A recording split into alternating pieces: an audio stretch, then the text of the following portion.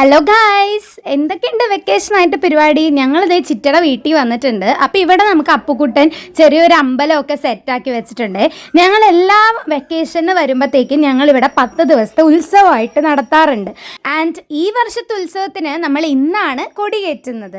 രാവിലെ തന്നെ എണീറ്റിട്ട് അതിന് വേണ്ടിയുള്ള പൂമാലയും കാര്യങ്ങളും ഒക്കെ ഞാൻ സെറ്റാക്കി കൊടുത്തു. അതൊക്കെ ഡെക്കറേറ്റ് ചെയ്ത് വെക്കുന്ന പരിപാടിയിലാണ്. രണ്ടുപേരും ഭയങ്കര തിരക്കിലാണ്.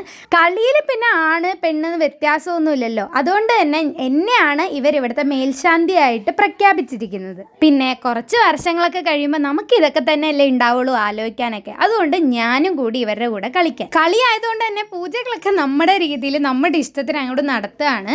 അതുപോലെ ഇതാണ് നമ്മുടെ പല്ലക്ക് കേട്ടോ. രണ്ടുപേരും കൂടി പല്ലക്കൊക്കെ എടുത്ത് കൊടിമരത്തിൻ്റെ അടുത്ത് വന്നിട്ടുണ്ട് കൊടി കയറ്റാൻ. ഈ കാണുന്നതാണ് നമ്മുടെ കൊടിമരം. അങ്ങനെ അടുത്ത് നമ്മുടെ ധ്വജാരോഹണമാണ്. സത്യം പറയുകയാണെങ്കിൽ അവിടെ ഞാൻ എന്താ ചെയ്തത്, അവിടെ എന്താ ഞാൻ പറഞ്ഞുകൊണ്ടിരിക്കുന്നതെന്ന് എനിക്ക് ഒന്നും അറിയില്ല. പക്ഷെ എന്നാൽ നമ്മുടെ രീതിയിൽ എന്തൊക്കെയോ ചെയ്തു വെച്ചിട്ടുണ്ട്. അങ്ങനെ വൈപ്പിൻ ശ്രീ മൂകാംബിക ടെമ്പിളിൽ ഇന്ന് കൊടി കയറുകയാണ്.